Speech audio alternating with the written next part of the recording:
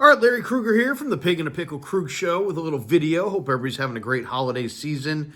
I really enjoyed this little breakdown that Michael Vick and RG3 did together, where they talked about basically Cam Newton without talking about Cam Newton. Cam Newton came out and said, Brock Purdy's not a game changer, he's a game manager. And so they did a segment on a podcast where they basically, analyzed that question, game manager versus game changer, those terms, which are very vague, by the way. But let's listen to it, and then we'll react to it. Here is Michael Vick and RG3 discussing whether Brock Purdy is a game manager or a game changer.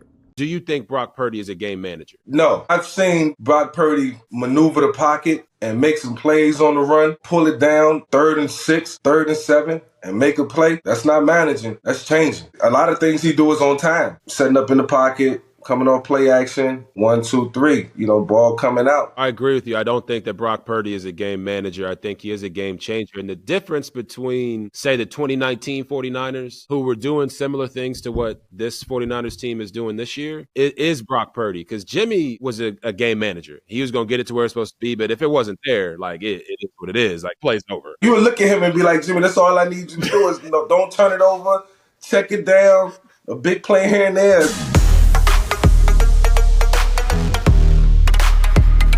All right, there's Michael Vick and RG3 talking a little bit about Brock Purdy. Let's talk a little bit about this. First of all, I think when you call somebody a game manager, you're ripping them. You're minimizing them. It's a pejorative. It's not meant to, nobody says, oh yeah, the guy's a game manager.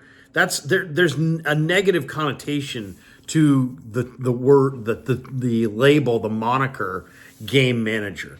If you say game manager to somebody who doesn't know football, they're like, yeah, and so what? So he manages the game. Isn't that the quarterback's job?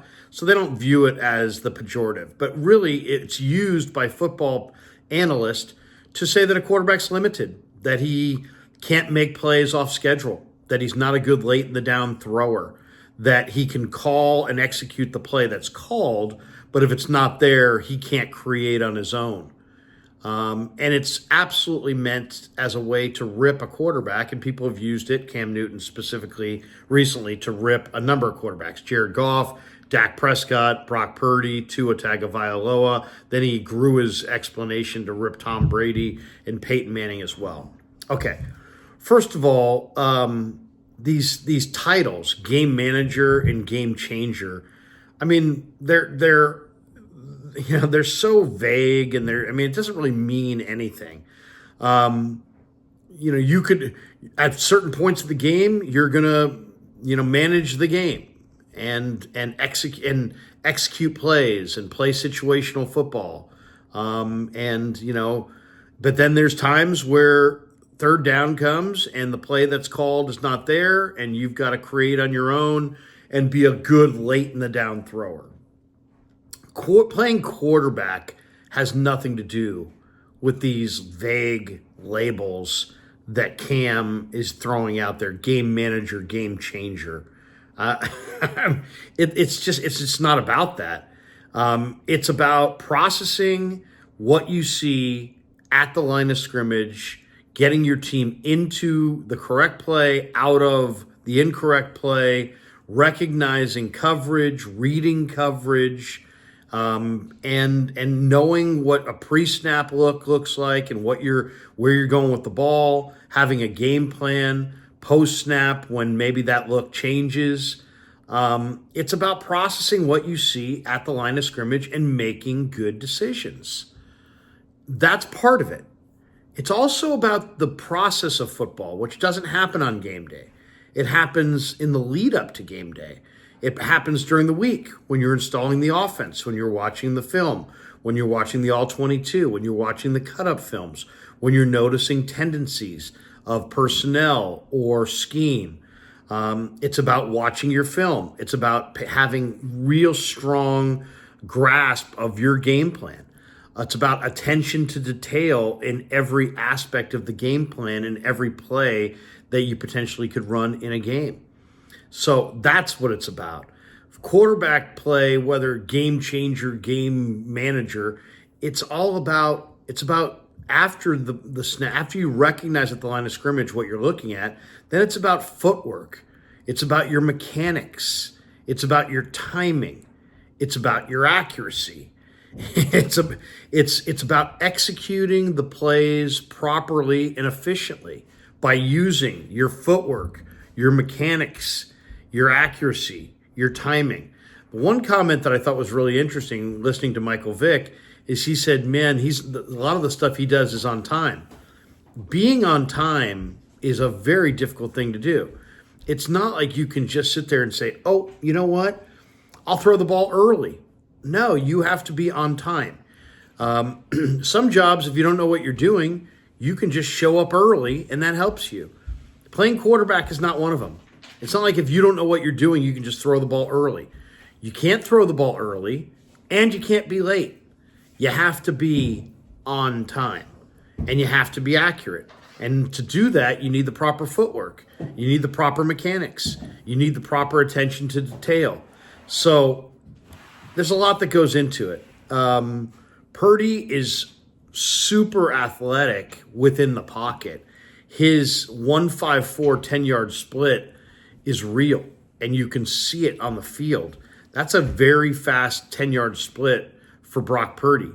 In fact, it's a really fast 10-yard split when you factor in, his 40 time. He's quicker than he is straight line fast, and you can see that quickness within the pocket with his movements. His footwork is on point. His mechanics are on point. His timing is uncanny.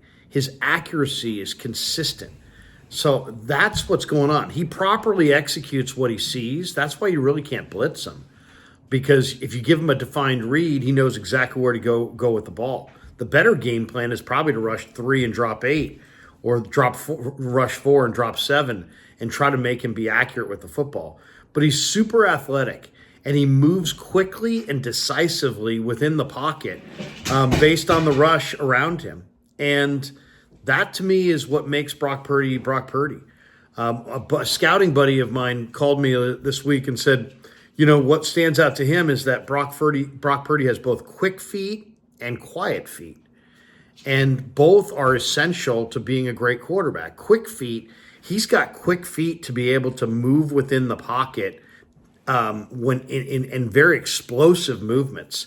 If you watch him move within the pocket, he moves incredibly well, but he's explosive in his movements, but he's always under control. So that's a big part of it. And then he said he's got quiet feet. And what he means by that is quiet feet means you're calm. You're not pitter-patter. You're not frenetic. You're not sped up. You're playing under control with your feet properly under you with a great base. If you watch Brock Purdy, when the ball separates from when he separates the ball to his throwing hand to throw, his base is so consistent. He throws from a very consistent base. That's mechanics. That's footwork. That's not accidental. That's worked on in practice, hours and hours and hours. So quick feet, quiet feet, very athletic in the pocket, very decisive in the pocket, great footwork, great mechanics, uncanny timing. The ball comes out consistently on time and with accuracy. He sticks it on his receiver's hands repeatedly, over and over and over.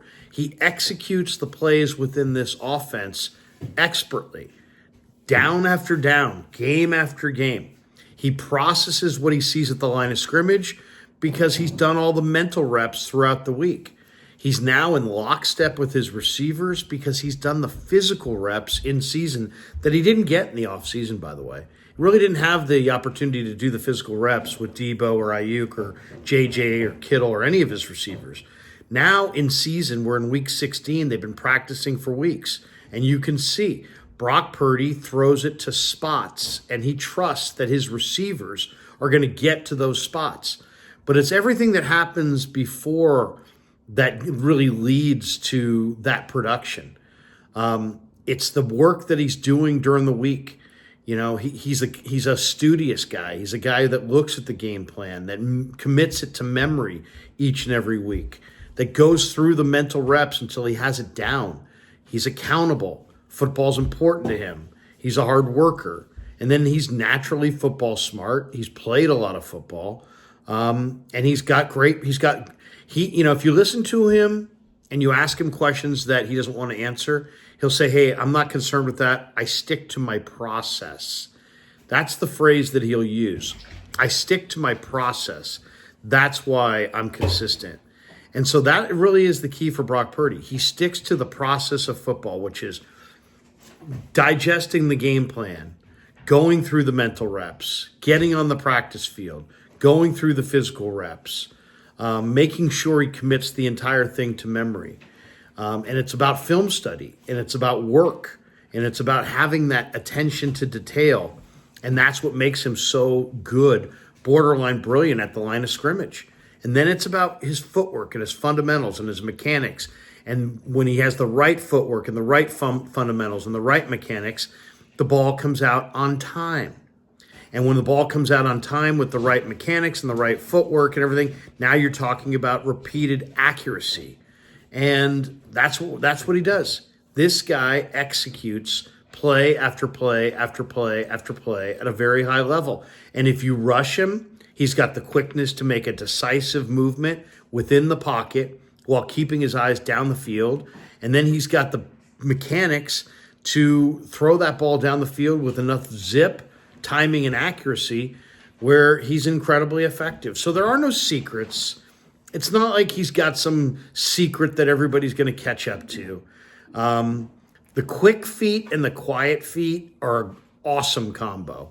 I mean, it's very difficult to have quick feet to get away from NFL defenders that run 4.5, 40 40-yard dash times, and then also have the quiet feet to be able to move confidently and calmly while maintaining your base and making sure that you're throwing with the proper mechanics. Purdy's putting it all into motion right now. And it's funny because I used to talk to Greg Cosell for years about Jimmy Garoppolo, and he would be like, Jimmy is not a great late in the down thrower. And that was a very diplomatic way of saying Shanahan's a great offensive coach. If Jimmy doesn't have his first or second read available, the play is probably not going anywhere. That's the difference between Brock Purdy and Jimmy Garoppolo. Brock Purdy has the same great play called for him by Kyle Shanahan. He's got the same great cachet of weapons that Jimmy Garoppolo had. But if the play's not there, or if the rush somehow interrupts the rhythm of the play, or maybe the coverage, for whatever reason, they take away your first read, Brock's got the ability to move his feet, get to a spot, and still make a huge play, oftentimes down the field with timing and accuracy. So that's what makes him damn good. Whether you want to call him a game manager, at times he's going to manage the game. If you want to call him a game changer, he's absolutely a game changer because he makes game-changing plays.